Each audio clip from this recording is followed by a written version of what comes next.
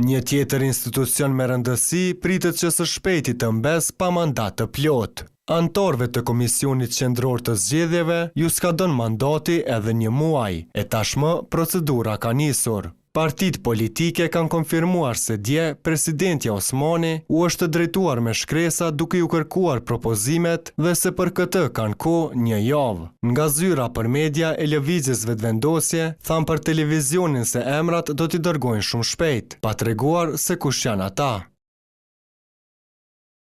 Pas çdo procesi zgjedhor emërohen anëtarët e KQZ-s sipas fuqisë politike të subjekteve. Për këtë proces zgjedhor ende nuk është kryer emërimi sepse ka më pak se 1 muaj që u certifikuan zgjedhjet. Nga PDK-ja thanë për Dugalgjinin, synimi tyre është të propozojnë njerëz të përgjithshëm dhe kredibel, para sa ta nuk i bën publik. Sot ka nisur diskutimet dhe konsultimet brenda strukturave të partisë dhe brenda këtij afati ligjor do t'i dërgojmë emrat e kandidatëve që i konsiderojmë më përfaqësues, me integritet profesional dhe me përvojën e nevojshme për ta përfaqësuar denjësisht PDK-n në KQZ. Kurse nga LDK-ja nuk janë përgjigjur për këtë çështje. Pyetjeve rreth kësaj nuk janë përgjigjur as nga zyra e presidentes Vjosa Osmani. Nga Instituti Demokratik i Kosovës thonë se procedurat për emërimin e anëtarëve të rinj në KQZ ka nisur shumë vonë. Një proces i tillë është duke bërë me vonesë dhe është duke bërë pasi që ajo ka shpallur dekretin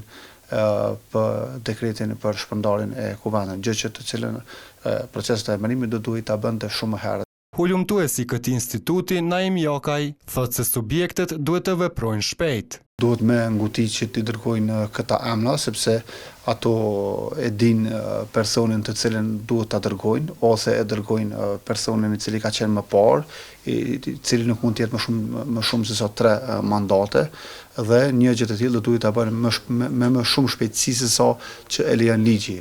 Në bazë të zgjedhjeve të fundit, vetëvendosis dhe PDK-s u takojnë nga 2 anëtarë në KQZ, LDK-s 1, AK-s 1, si dhe nga 1 anëtar komunitetit serb dhe atij turk.